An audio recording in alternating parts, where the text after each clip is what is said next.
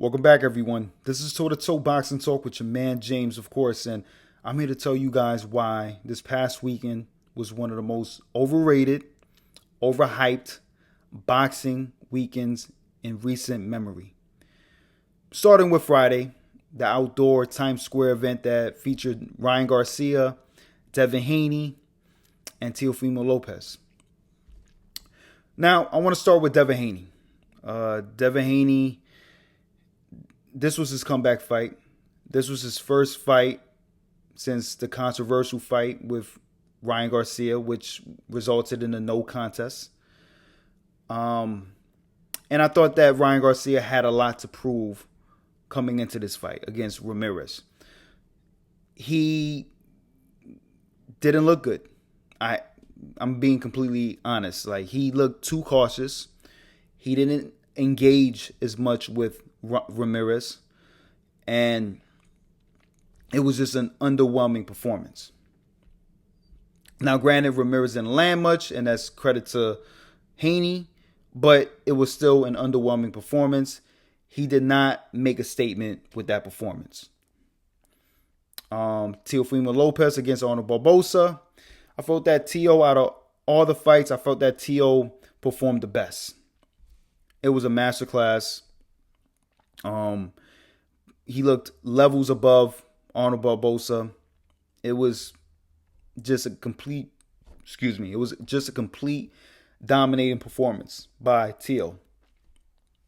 But again, he didn't move the needle. You know, his stock didn't go up or down. He was supposed to beat Barbosa. So he did what he was supposed to do. Which brings me to the main event with Ryan Garcia against Rolly Romero. Now, the antics and gimmicks before the fight, the entrances, the Garcia coming into the ring in a Batmobile in front of a raucous New York City crowd, that was great. It was entertaining. But then the bell rang and Garcia was nowhere to be found. Garcia was knocked down early on in the fight by Romero and didn't recover.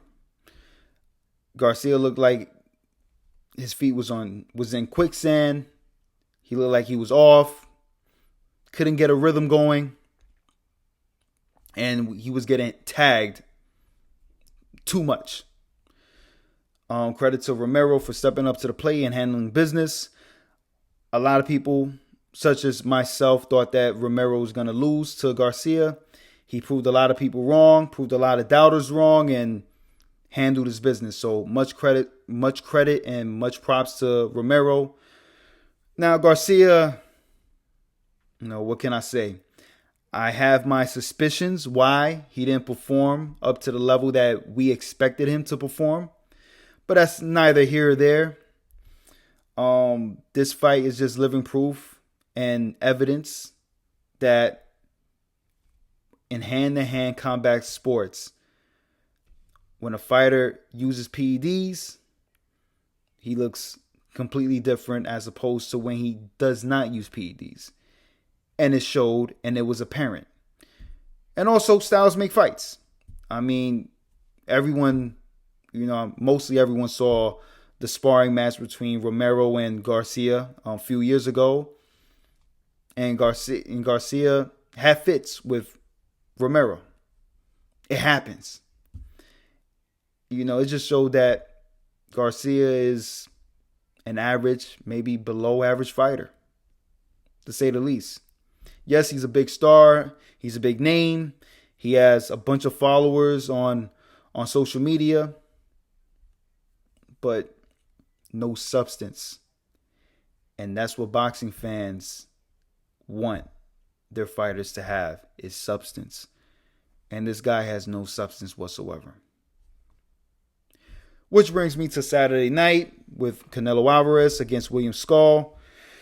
Now, a lot of people who saw the fight, they say that William Skull ran for his life, just survived, was trying to survive the whole night, and was there for a paycheck. All that could be true if the numbers supported it. Now, according to CompuBox, Skull was throwing way more punches than Canelo. Way more punches. And Canelo only landed one more punch than Skull. It didn't make sense to me. Canelo couldn't get off, per se. He looked like he was off rhythm. He didn't throw much. And I know they're trying to set up the fight between him and Crawford, and I get that. But I felt that Skull just made Canelo look slow. He made him look washed. And I'm not, it's a big money grab for both fighters, and I'm happy that both fighters are making their money. Speaking of Canelo and Crawford. But Canelo just doesn't have it. And if you ask me, he's always been a little bit overrated, to say the least. Who has he fought in the past 3 years that warrants merit? No one.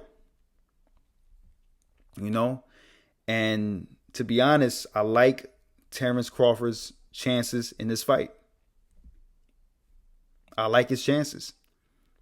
And Canelo, he might ride off into the sunset after that Crawford fight. Who knows? But he just didn't look the same, and he looked like a washed up fighter. But I'll speak more on this as the fight comes closer. I'll make a reaction video talking about this and, giving you guys my picks.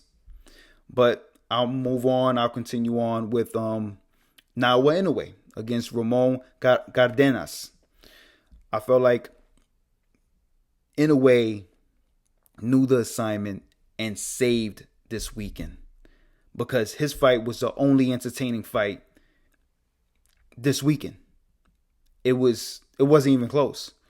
Yeah, he got knocked down against Cardenas, but